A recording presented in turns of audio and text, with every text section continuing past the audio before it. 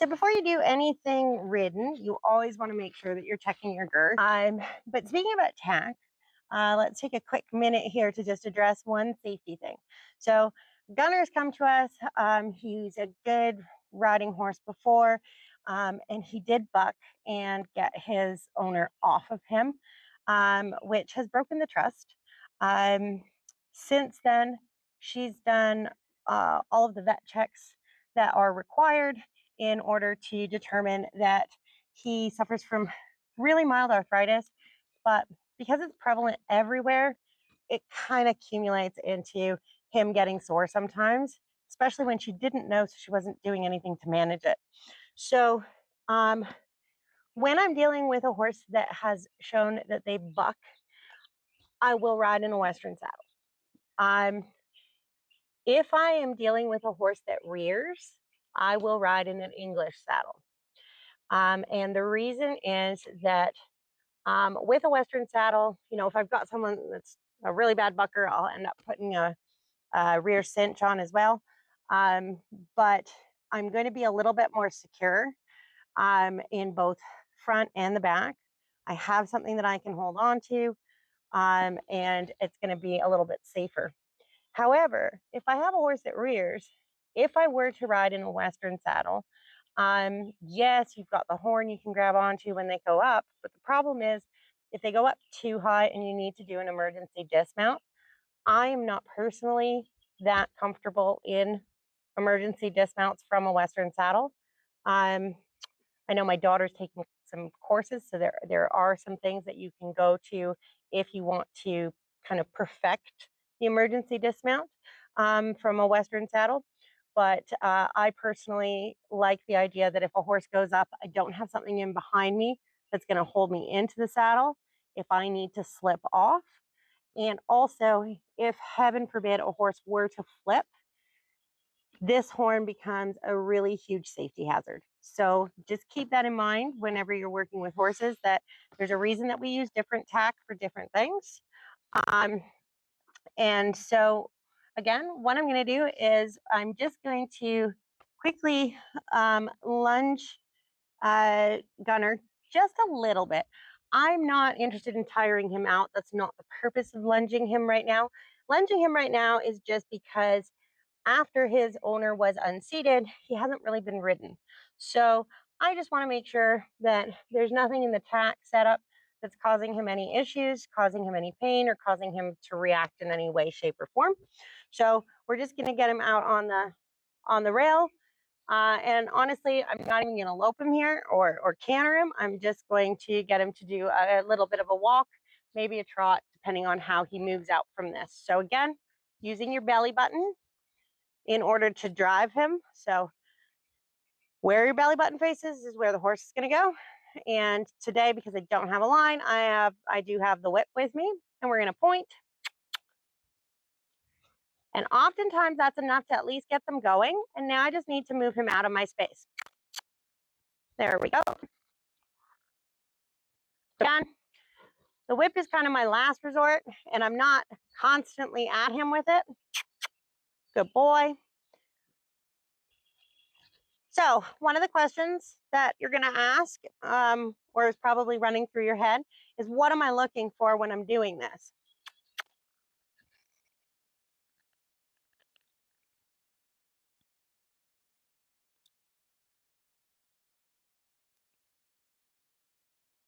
It went away, so let's just slow him down again. Oh, still moving out.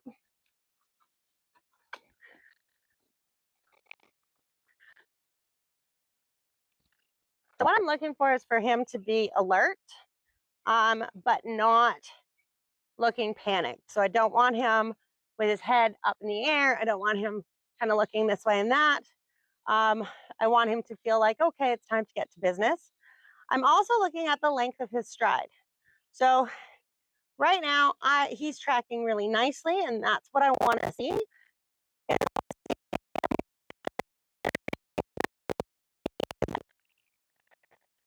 Obviously, as we're working under saddle, we'll work on really kind of extending those front legs out, which will move his back legs further underneath him too.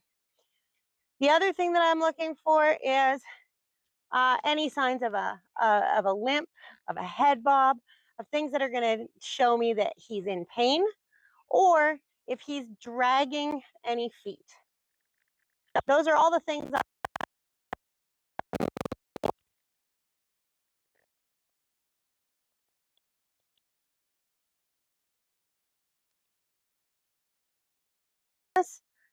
we do want to warm him up for 10 minutes anyways. So the reason for that is just the same as if the human, if you've got arthritis in your hands or in your knee or something, you kind of need to wake that joint up before you start using it. So that's what we're going to use this for. Yeah, I get it. Before you might know.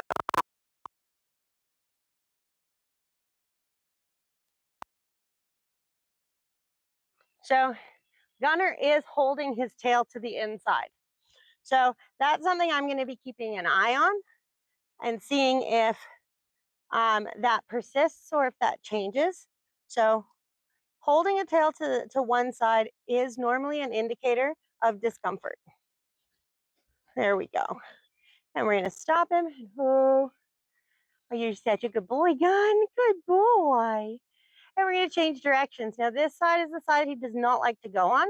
So I'm going to have to position myself in a way that I'm setting him up for success. So I don't want him to think that going this way is an option. So I'm coming all the way over to this side, and I'm going to point, and then I'm going to ask. And I'm going to give him some time to realize that that's what we want. And I knew he was going to cut this corner a little bit tight because he didn't go this way. But now I need to move him out.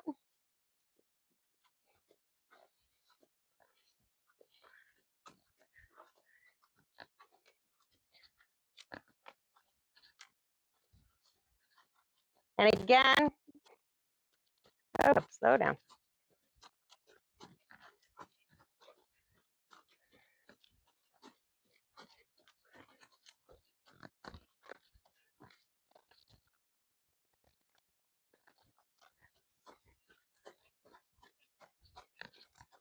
Now he's really coming in on me here, so I want to walk towards him. Backing away is not going to help.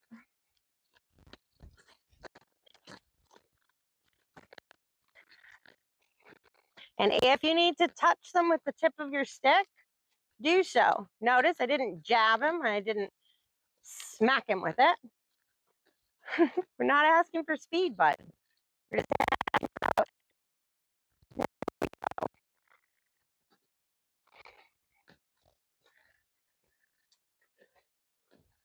There are lots of people who will lunge and stand in the middle. I was always taught to move when lunging, and that's the way I'd prefer. So here we go. So that was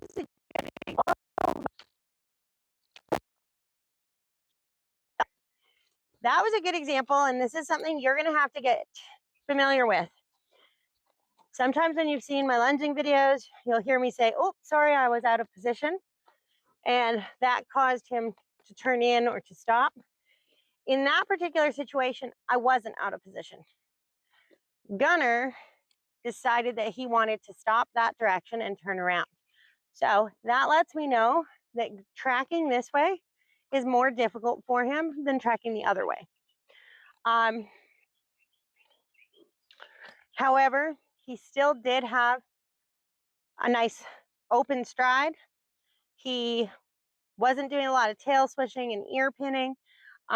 He actually has stopped or lessened the tilt in the back of his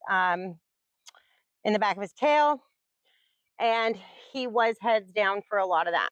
So I'm understanding that that's a direction that either he's currently experiencing pain in, or he has the memory of pain going that direction. So what I'm going to learn from this is that when we do get on, I am not going to start that way. I'm going to start on the way that's much easier for him. And then I'm going to be very careful in changing direction with him. So I'll show you some of the exercises that we're going to use in order to limber him up, so to speak, so that we can get to a point that we can ride him in both directions. To put this away.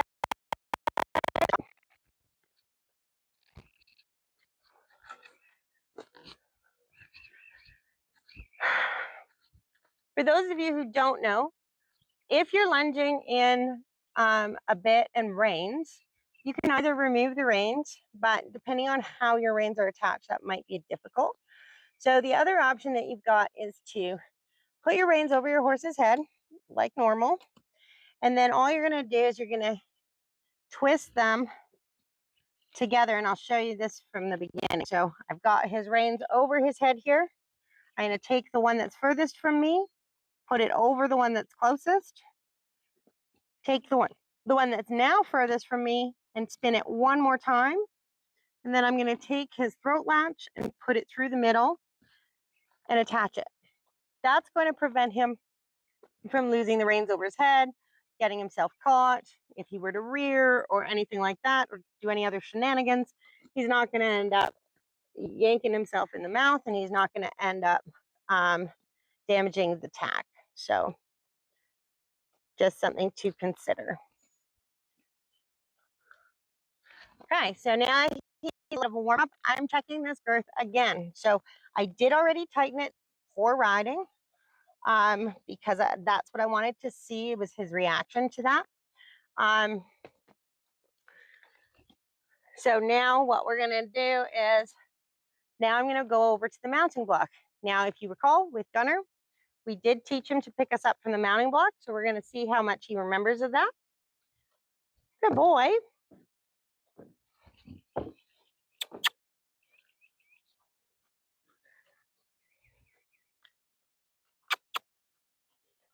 Good job. So now that he's here, and again, he's not been ridden in a long while, about 2 years. So I want to get him to relax, which he just did. So he did that really big breath in, really big breath out. And the first thing I'm going to do is just wiggle the saddle. Going to wiggle the saddle. We're going to leave it there. We're going to get down. We're going to tell him he's a good boy. Yes, good job. And we're going to walk him away. Good job.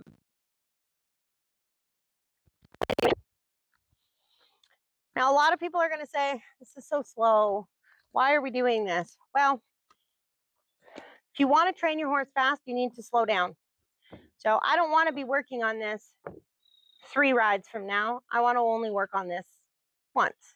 So what we're going to do is we're going to get him really comfortable with everything leading up to getting on. So come on, Gunner. Good boy. Good job. Yes. Good boy. A little bit of a scritch in the back is going to help him to line up in a way that he's far enough forward that I'm at the saddle. And then a normal scratch in the back, in the front here. And if we start to layer that consistently, he's going to want to make sure that he lines up in a spot that you can scratch him at the back of the saddle here, whether it's an English saddle or a Western one. Going to wiggle this again. He's doing great. Okay. Now, I'm not going to rush this. I'm just going to put my weight. And he's done great by just standing here. I am noticing he's a little stressed because he is chomping at his bit a bit. Remember, horses like to soothe themselves by holding on to ropes or cross ties. Good boy. And now we're going to lay off again. We're going to come off and we're going to tell him he's a good boy. Good job. Good boy. Now, if I waited for that stress to be gone, I could be doing this for weeks. So what I want is, and what the whole idea behind behavioral training is, we're not getting rid of something that spooks or startles your horse. We're not getting rid of the fact that they're going to feel pressure or tension every now and then. What we are working on is how they respond to it and how they react to it. So just because he's showing a little bit of stress here doesn't mean that we are just going to keep doing this until he stops completely. Because part of this might also be just the anticipation of a rider. And once he gets a rider on his back, that may stop this anxiety. So we're going to do it one more time. We're going to come up here. Good boy. Come on, Gunner.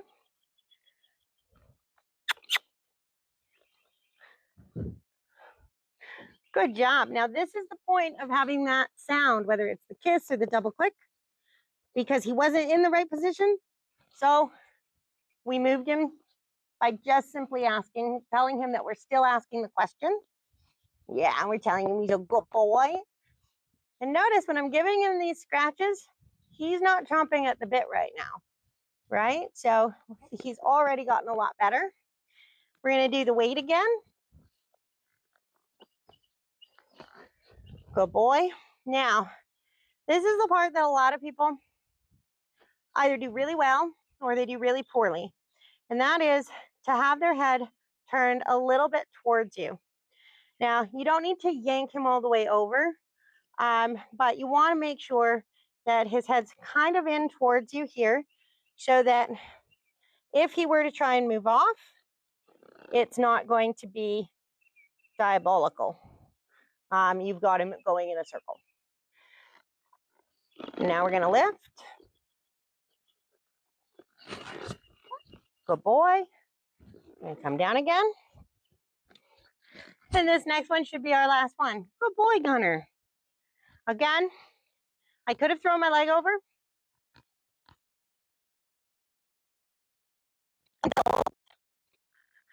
And rather than just riding him through it, I thought, it's not going to take me long to do this one more time. So we're going to do it again. Good boy.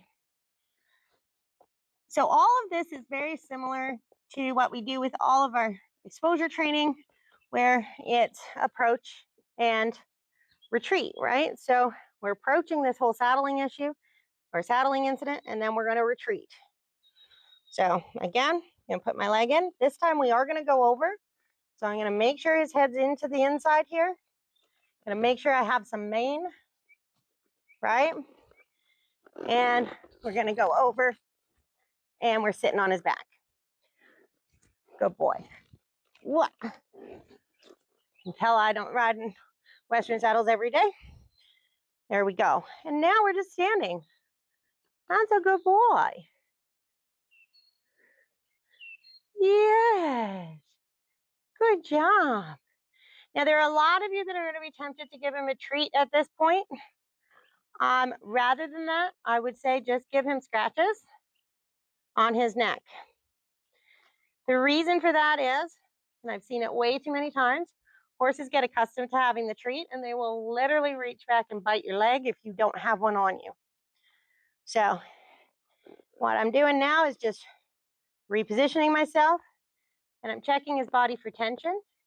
Now, although his neck is pretty flexed, the rest of his body is actually not that tense right now. So we're just going to sit here for a minute, letting him know he's a good boy. Going to change my weight. So my weight was forward. Now my weight's coming back a bit. We're just going to see how he responds to the weight shift, because as we start moving, our weight is going to shift, and I want him to be okay with that. And now we're going to get off. Good boy. Hope. Good job. Good boy, Gunner. We're going to give him lots of praise. And again, Gunner's done this before, but the last time was a little traumatic. So we want to make sure that we're not giving him any trauma experiences. And now we're going to walk him off. So again, approach and retreat.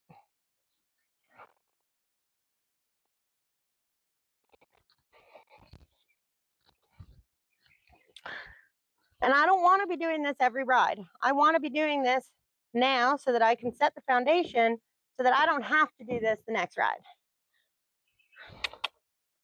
Come on, Gunner. Good boy. Oh, good job. So just because we've already got on him doesn't mean that we stop giving him the scratches there, scratches here. He's kicking out quite a bit, so I'm just going to step down.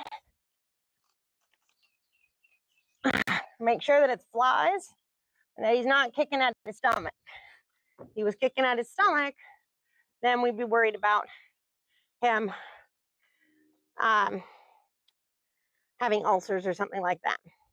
So again, going to make sure that he's tilted a little bit into the inside here. Not a whole lot. I'm not cranking his head around. So when you saw him move his head around, that wasn't me. That was him. We're going to go up and we're going to go over. Now, the reason we go up and then we go over is because that's how we worked on it. Okay. Now, when you do start moving your horse, you always want to make sure that you're moving off in a circle. Okay. Now, we know circling this way is not his favorite way to go. So we're going to take him the other way. So now I'm going to bring his head this way and I'm going to open my hips, sink down a little, and ask with my voice first. When you've got a horse that's been reactive and that has had a bucking incident, you do not want to start with leg. Good boy. Walk on. Good boy. So we're in a round pen. Good boy. Yeah.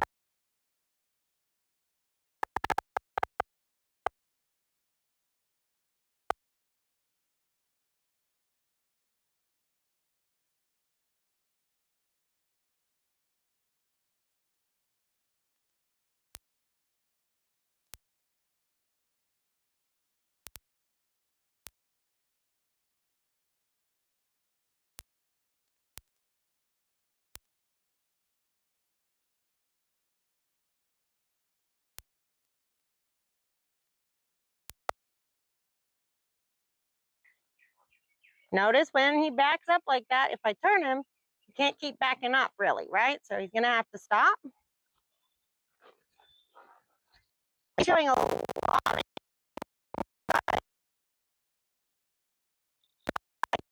We're going to choose not to. But what we have to do is get him to stop backing. Hoo hoo. Hoo. Good boy. If I face the rail, he at least knows I'm not asking him to move forward right now. Hoo. And now we're going to get off. Good job. Yes. I'm going to tell him he's a good boy. And again, he was anxious. That was a lot of anxiety. That was a lot of tension in his body.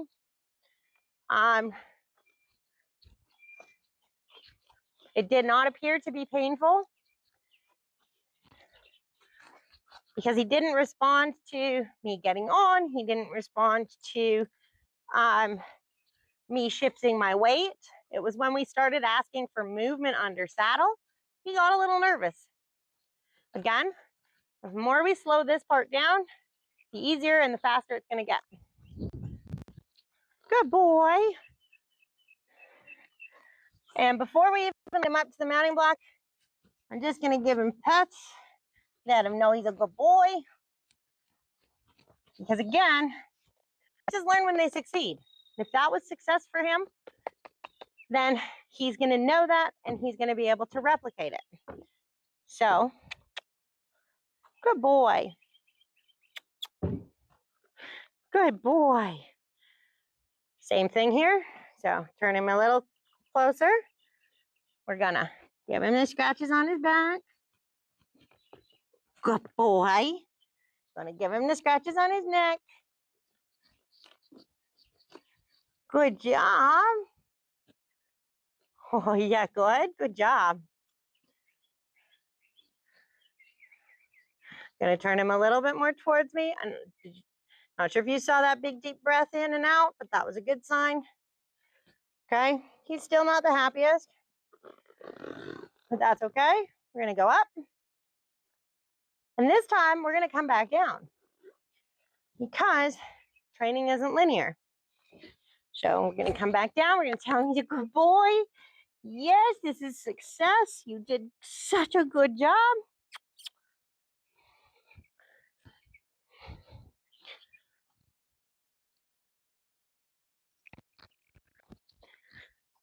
So I often tell people working through pain is one thing. Working through the memory of pain is something completely different. So we do have Gunner on a management program now for his arthritis, so that pain should be gone, but he hasn't quite realized that yet. So again, he's lined up. Gonna give him good scratches under here, and give him good scratches up here. Good boy.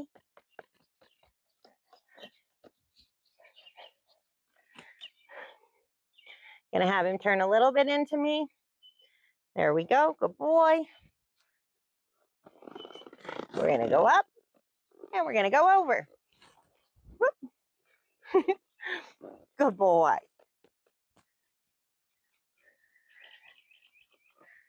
And again, we're never gonna walk off straight from the mounting block for a lot of reasons. One of them is your horse will start walking away from you as you're trying to get on.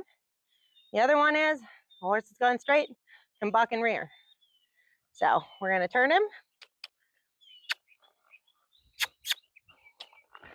And we're gonna move off. Good boy.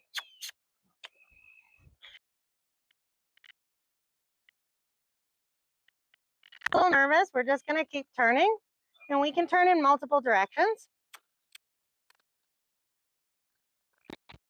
The same way. The important part is that his feet don't get to go straight and his feet don't get to stop. So, good boy. Uh-uh.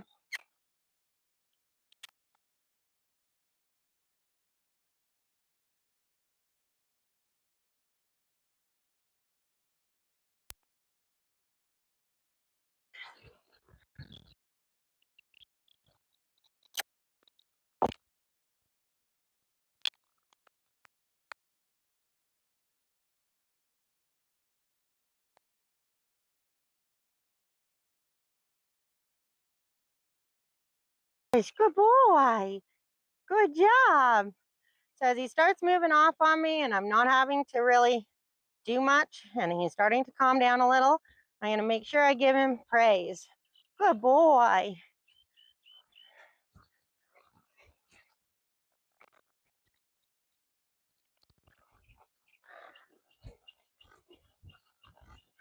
And again, there's nothing wrong with using the mane or using the horn as a stabilizer.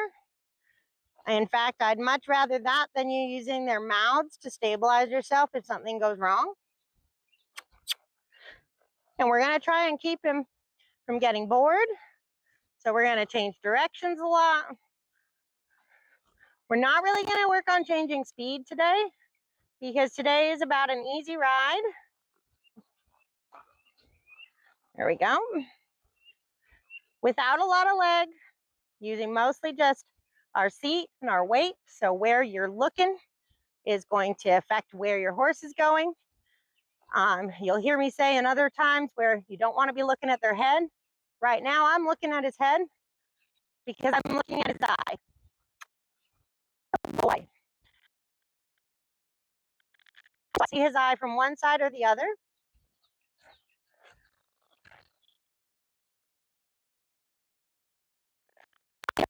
If he starts getting panicked, because that's going to help me to prepare for something bad to happen in the saddle, right?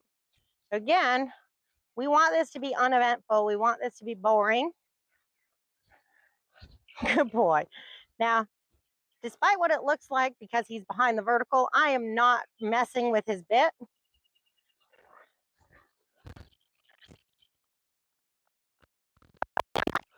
And again, my contact's very light, but I don't want to be riding a horse on the buckle that's got a bucking issue and then have them bucking me off, and I've got to try and collect my reins at that point. So we're going to keep pressure or contact, not pressure. So again, we're talking, you know, half a pound at most of pressure. You're going to see that as he starts to actually walk out like he's doing now, I'm going to start following with my hand. So that pressure is going to stay constant. And we're going to now make another turn and change direction. And inside this 60-foot round pen, I like to change direction by cutting across the middle.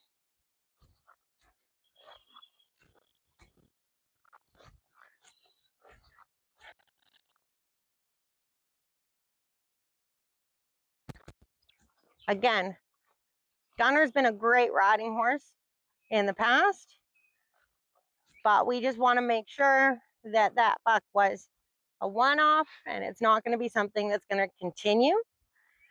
And in order to do that, we have to show him he succeeded at something. And that's what today's ride is about. It's about him having a minimal ask. This is essentially just like what we would do for him for warming up later on in this series with him.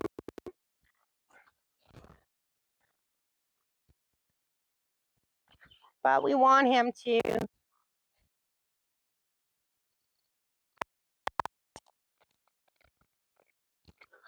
now, whereas before I said we were not going to use any leg, okay, I am starting to apply some leg pressure, and I'm keeping a really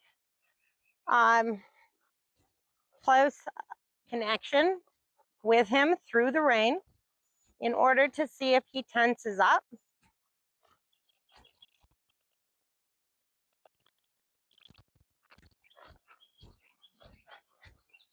And if he does,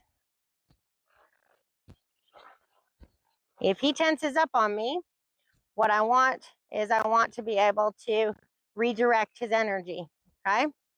So he's starting to coil up a little bit. So I want to really kind of move him out. So I don't normally advocate for driving with your hips, but this is a case where, because we're not using a lot of leg, we want to drive him up and forward. I want his head down, yes, but I don't want it curled behind him.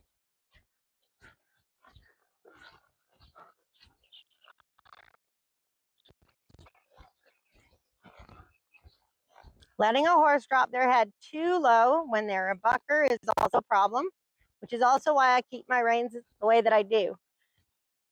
So if you have a horse that starts to buck on you, if you can get their head up, you take away the power of their buck. But in order to do that, you need to have reins. So you can't give those away. Okay? Again, we're just changing direction. You'll notice I'm treating him almost like he's a baby who's never been ridden. So I'm being very obvious about opening my inside rein, using some of that inside leg to push him out into the corners, and just being real gentle with him.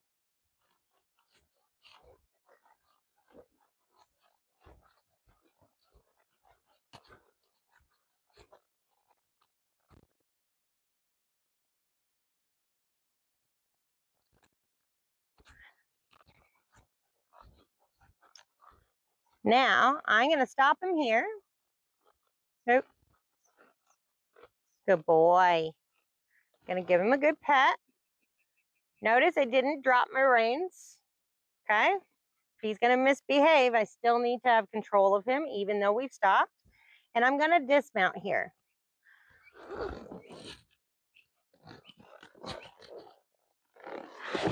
Good boy. Good job, Gunner. Good boy. Oh, yeah. And again, that was success. So he needs to know that was success. He needs to be told he did a good job. And I'm telling you, it's the fastest way to get a horse back into work is to let them know when they've done stuff right. Because again, they get very proud of themselves. Good boy, Gunner. Good job. Good boy.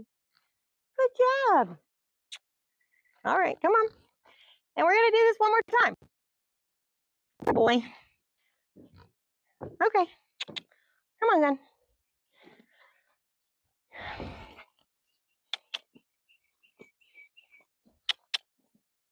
Gunner. And ho. Oh, a little far. There we go. Good boy. Good job. So, as much as people think that this should be the easy part, this is actually the more dangerous or troublesome part. And actually, the third time that we do this tends to be the test. So he now knows, he now anticipates, right? So he knows what we're doing. So again, I'm gonna grab a little bit of mane. I'm gonna have his rein a little tighter on the inside, not enough to back him up, just enough that I've got him this way. Weight goes in the stirrup here. We go straight up first, and then we go over. The reason we go straight up first is that if he were to panic, I can get off. If I'm in the middle of swinging my leg over because I don't take that moment and that step, and he decides to start bucking, I am being lawn darted. Okay? And I say that from experience.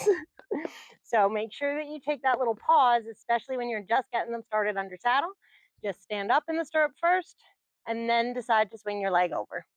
So he did that much better, a lot less stress in the actual mounting. Not a lot of stress in the weight distribution part. And now we're going to walk off. And again, we're walking off on a turn. Now I've turned to the right the last few times. I'm deliberately going to turn to the left. I need to also make sure he clears this mounting block. So, good boy. Yes.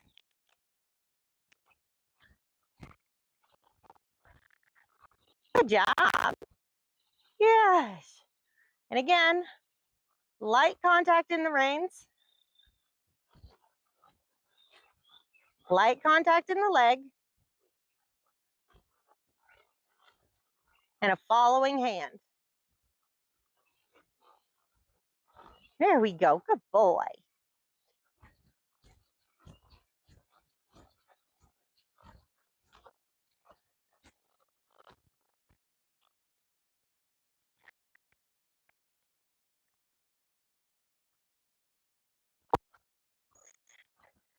Now, some people worry if their horse flicks their ear back the way that his outside ear just did when I said that.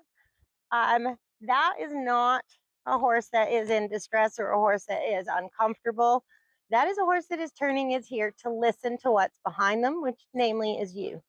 So I do watch their ears as well as their eyes at this stage of the game.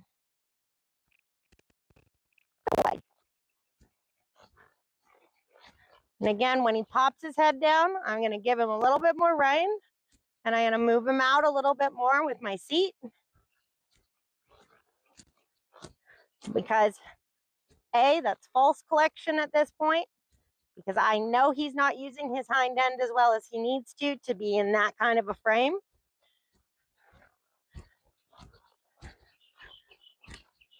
And B, that's not the sign of a relaxed horse. Okay, that's the sign of a horse that's feeling a little tense. And we want him to get that swing. We want him to really kind of move out. Feeling more comfortable. So again, we're going to change directions. Good boy.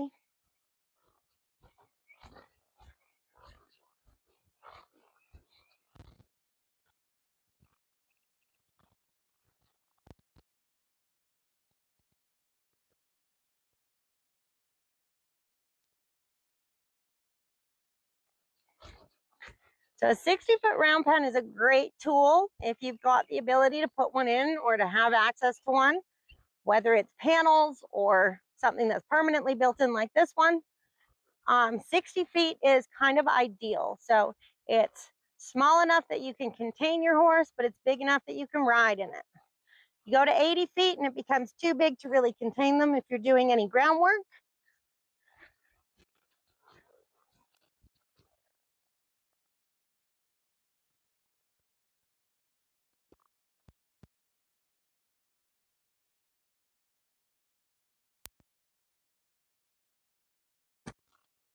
Good boy.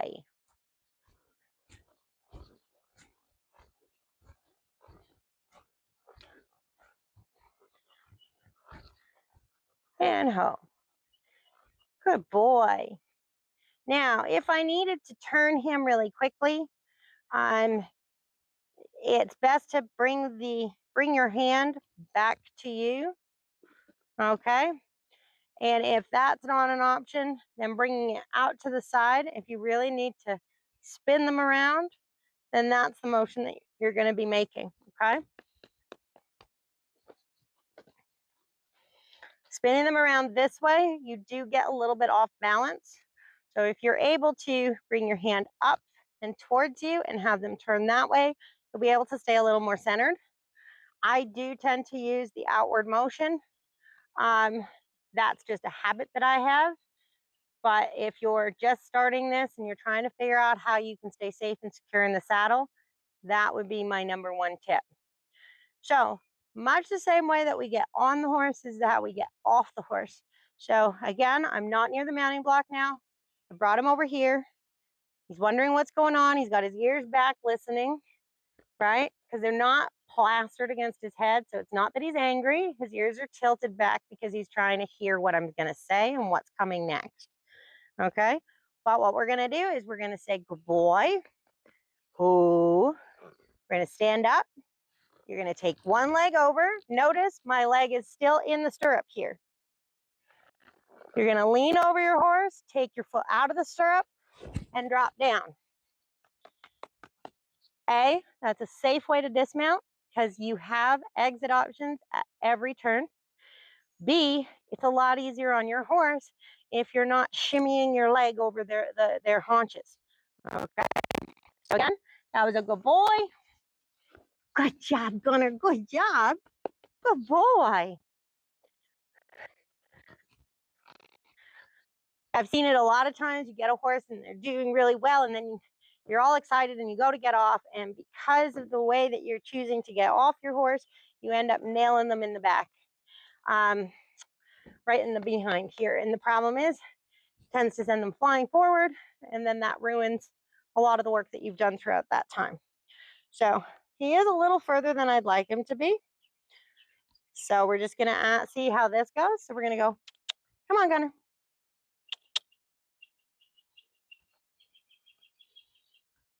So, of course, right before I asked him, he did shift his weight a little, so he's actually not as far as he was. So I think he might be looking at me like, I don't know how much closer you want me to get. I'm practically kissing the mounting block. So again, this is the third time. The third time tends to be the time that either like makes or breaks a training ride. It's a reason that people say ride for 3 days in a row, do things 3 times, because this third time is going to tell you whether or not what you've done so far sticks or if it's going to require more work. So again, we've got him so that we've got less rein on the outside, more rein brought up on the inside. So I've got him so he's turning a little bit in towards me here. Going to put my foot in the stirrup. We're going to go straight up and then over. And again, going up in the stirrup and then over not only teaches them that there's a rhythm to this and that they can expect it, but it prevents you from hitting them in the backside. So the 2 times that you are the most vulnerable on a horse is when you are getting on and getting off. And we want to make sure that that's done right and that they're taught to stand just like this. So good boy. Okay. And now we're going to move off to the right. Mainly because it's away from the mounting block. Good boy. It is fly season right now.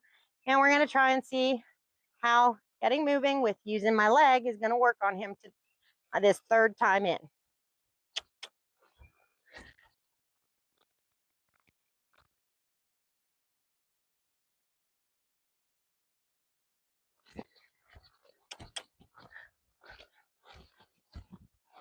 If you have a horse that really likes being in false frame, really likes to tuck their head down like he does, and you don't want to use leg because you're nervous about that, you can always use your rein and just pop his head up by moving your fingers just like that. So it's a pop, pop. Okay. And that just brings their head up a little without stopping them.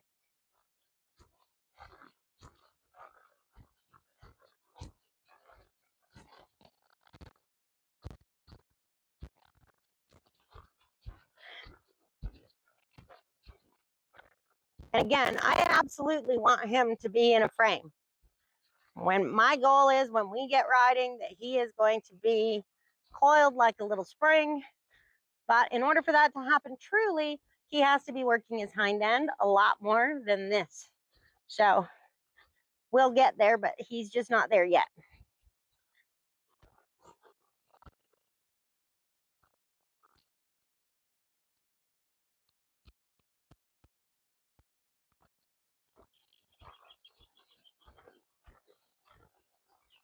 Good boy.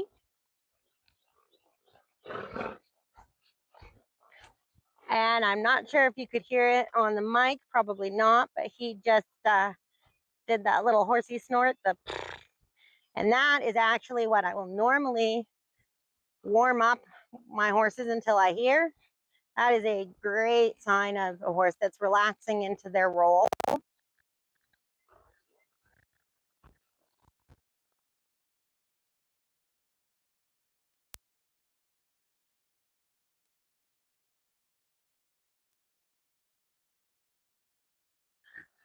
I'm not really rating his speed right now, but it would be easy for me to do it. It would be easy for me to try and do, working trot or working walk and an extended walk. And of course, I could trot him and lope him. And depending on the horse, I might do that. But in Gunner's situation, we're having this end in a very successful way. I do not want to get greedy. I want to be able to have this be the only time that we are working on mounting and walking off the mounting block, because after this, I want to be working on riding.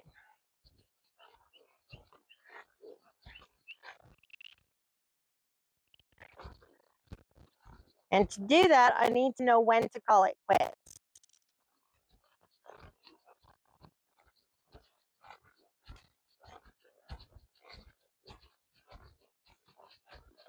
Again, I could add in some lateral work here, but I don't want this to be a hard workout. I want this to be a positive experience. It's the first time under saddle in quite some time.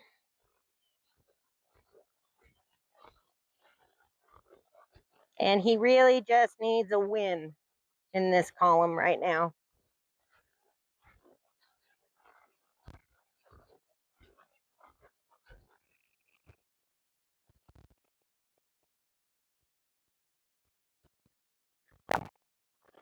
Oh, good boy.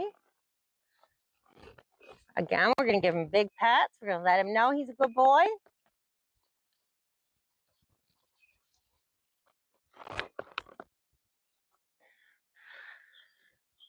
When I go to get off, I do tighten my reins. I do grab him around here. I am going to add a verbal cue. So we are going to say, ho, every time we're about to get off. We're then going to stand. If he wants to scooch away from me and I'm in the standing position, I can manage, right? So I'm going to stand first. Then I'm going to swing my leg over without hitting his bottom. At this point, if I needed to, I could push off and jump away. He's moving. Then I drop my stirrup and I drop down. It's a repeatable process. It's something that he can understand, and it's something that can actually help to calm him down if he does get himself into a situation where he's a little nervous. So again, we're going to tell him he's a good boy. We are not going to get on this time, but I'm going to line him up to the mounting block one last time. All right, Gunner, come on. Good boy. Come on, a little bit further. Yes, good boy. And I'm just going to give him pets. I'm going to give him pets here. And then we're going to come off, take our reins over his head, and we're going to walk away. The reason that we did that is because I don't want him thinking every time he lines up to that mounting block that it's going to be work and it's going to be something to avoid. Now, let's be honest, 90% of the time when he lines up to that mounting block, it's going to be, but anytime I can just make it a positive experience, I will. Now we're going to take him, we're going to loosen his girth before we come out of the arena.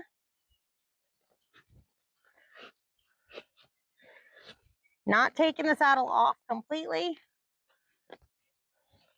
but relax. Yes, Gunner, you did so well. Good boy. And there we go.